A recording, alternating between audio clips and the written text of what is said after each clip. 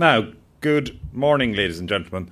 Thank you very much, Ray, and delighted to get the opportunity to talk to you here this morning. And on one of the most probably riveting topics of today's itinerary, pensions.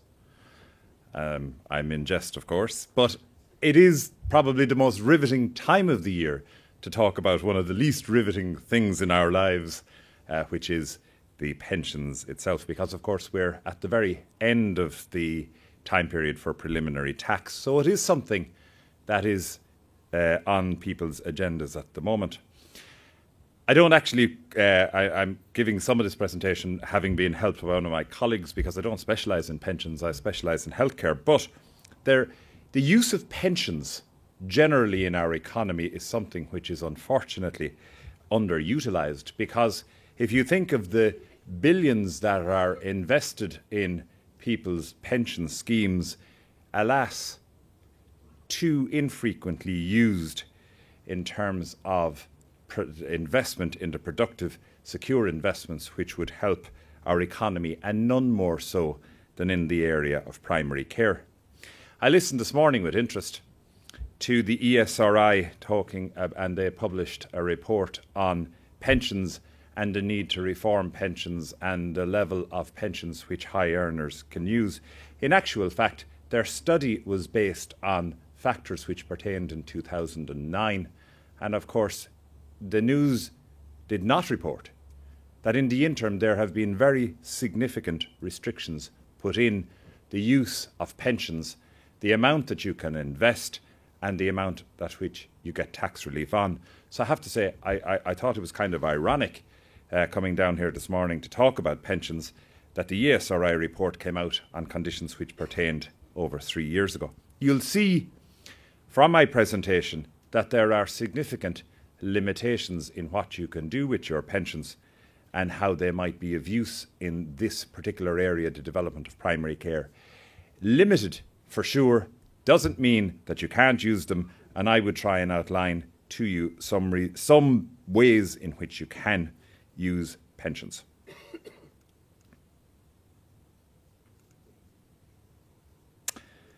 I definitely need graphics.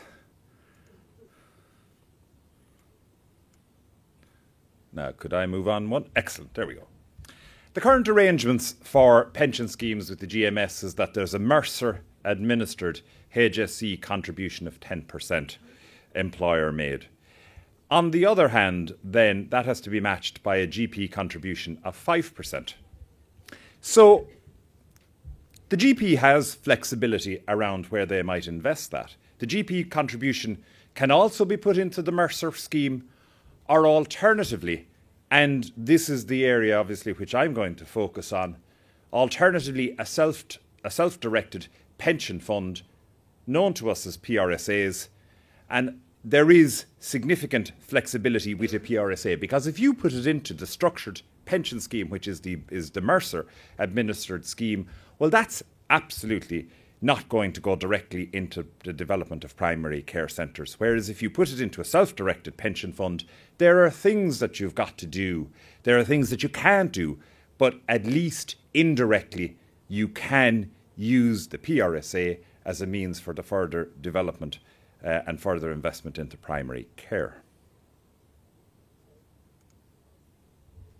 So if we take an example, and this is a challenge which faces and which has faced many of the pioneers of primary care centre development over the years, is this whole area of, number one, securing the finance, and number two, the bank finance, and number two, bridging what we call the equity gap. And if you take a typical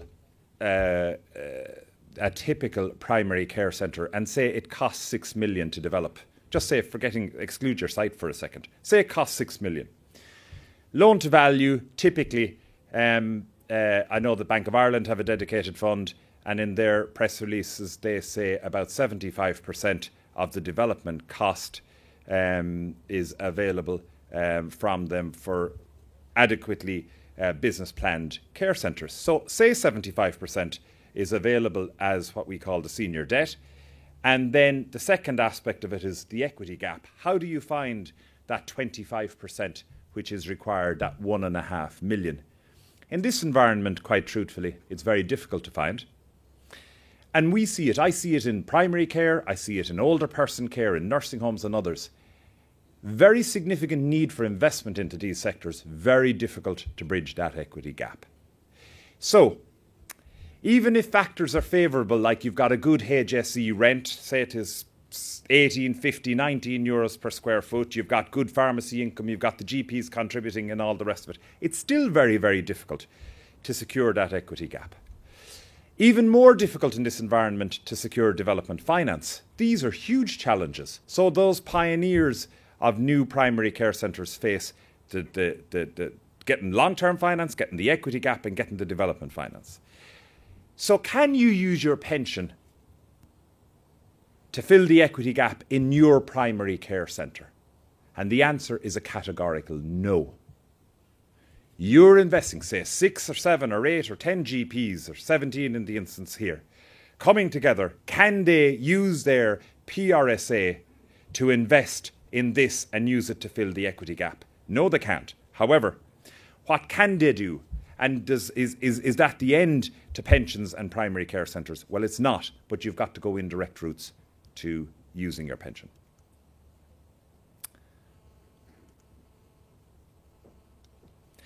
What can't you do? Well, you can't self-invest. And self-invest effectively means that you can't use your pension scheme to develop an asset which you are directly involved in delivering care from it. So you can't use it and say, I've set up a dedicated PRSA with a unit trust that's going to be used exclusively for that primary care centre, because there has to be this thing of the arm's length basis. You can't invest in pride in possession assets if any of us were so inclined in these days of austerity. Well, you can't do that either, so trophy assets or such things. So you can't use your pension to invest, as I say, directly to fill the equity gap in your direct care primary care centre. However, it is possible to invest in a unit trust and have that invest in a primary care centre with a bank loan as leverage, and maybe invest in a third party primary care centre. So, say for instance, the GPs here in Mallow were to have invested in Mitchelstown and vice versa. There is an arm's length basis there. That's a possibility. What is also a possibility is that GPs could combine collectively, and many GPs could combine, and that fund into a unit trust, and that fund could be used to invest into a number of primary care centres to fill that equity gap.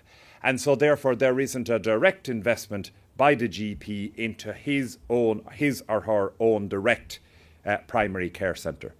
So the limits and the boundaries of how you can invest into unit trusts and subsequently back into primary care centres is certainly one which are being pushed and expanded on a recurring basis. So it is in fact possible to have a broadly spread unit trust that is a fund which receives many GP PRSA investments and then leverages and owns a number of primary care centres, including those GPs who have invested. So when it's done, as I call it, on a portfolio effect, where you have many GPs investing in a unit trust and then that unit trust invests in many primary care centres, that is certainly a means by which you can fill that equity gap. What's more important, of course, is that the unit trust can take bank debt into it as well, and it can leverage itself. So in that way, you can use your pension to be the basis for filling the equity gap. And I think it's the best mode of how GPs can use their pension to own shares in a unit trust which owns the primary care centre as its assets.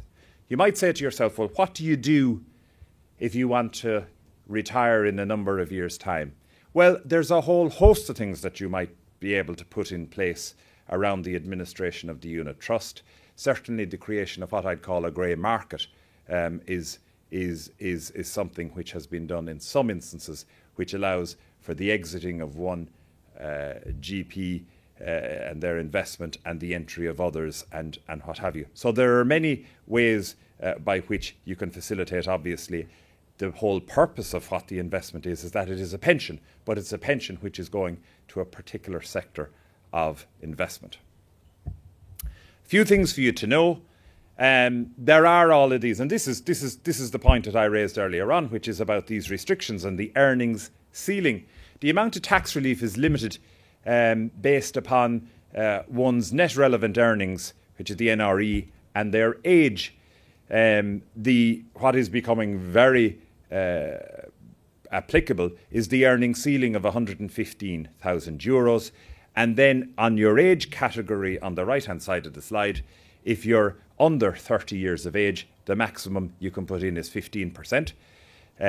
If you're typically like many here, if you're between that 40, 49, then it's 25% or 30%, depending upon your age. And that can be, your contributions can be made on a monthly or on an annual basis through an AVC, the voluntary contributions. So they're the limits. Obviously, the older you get, the more that you are allowed to put into your pension on an annual basis. However, the €115,000 maximum is unfortunately very, very limiting, and I have no doubt is going to create a problem in the longer term, because not alone is the ESRI, to my mind, wrong around what it's saying this morning. It's dangerously wrong, because we're going to, I believe, have an underfunded level of pensions the way things are going, because in truth, somebody like me, I'm 41 years of age, I can contribute a maximum of 28,000 to my pension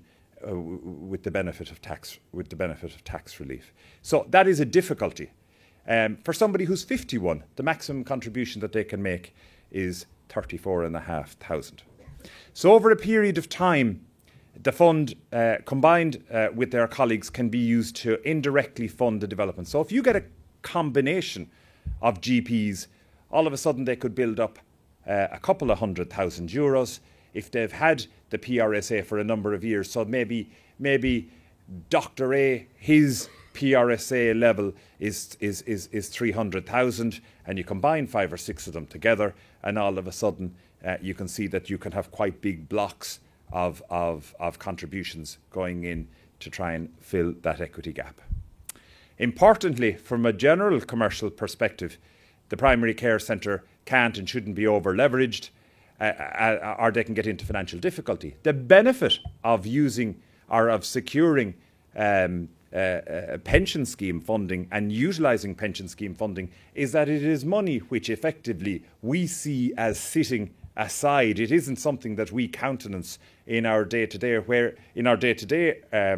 inflows and outflows. So when it's put away into a pension fund that you know is not capable of being withdrawn out, if you don't use your pension scheme, well, you've got to try and use other finance out of your disposable income to try and bridge that equity gap. And you know what? You'd be better if you had that other finance available, because if, just say for instance, that if interest rates moved, and if you haven't used your pension scheme to try and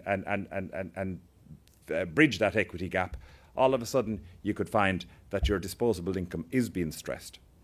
So it is important, and you can't really overstate the need for proper stress testing, because a lot of what has been developed as primary care centres, and indeed other infrastructural assets down through the years, have been predicated on financial projections with 3 and a 4% interest rate.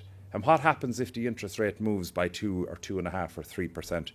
So having that business case properly modelled is very important. So GPs collectively using their personal pensions to deleverage primary care centres is, in my opinion, good financial planning and a means of rolling out investment into the sector.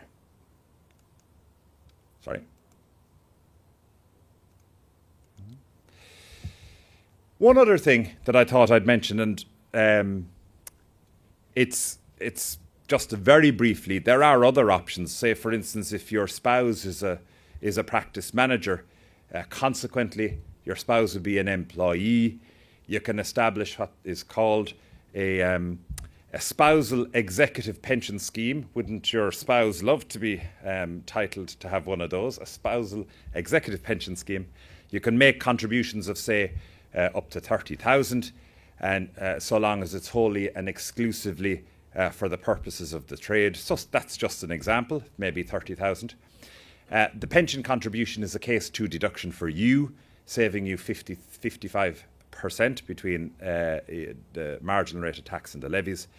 And obviously, her or his fund can invest in the unit trust. And again, this can be used to leverage and own a primary care centre investment. So, in a most unexciting area, pensions, they can certainly be very useful.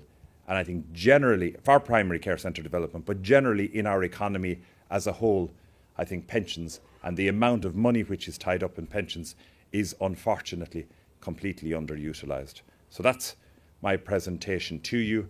Our healthcare team is myself, a colleague of mine in healthcare consulting, Evan McLaughlin, and as is the case, tax planning is very much a part of the development of primary care centres. And we have a dedicated tax partner, David Giles, who works in this area. Thank you very much indeed.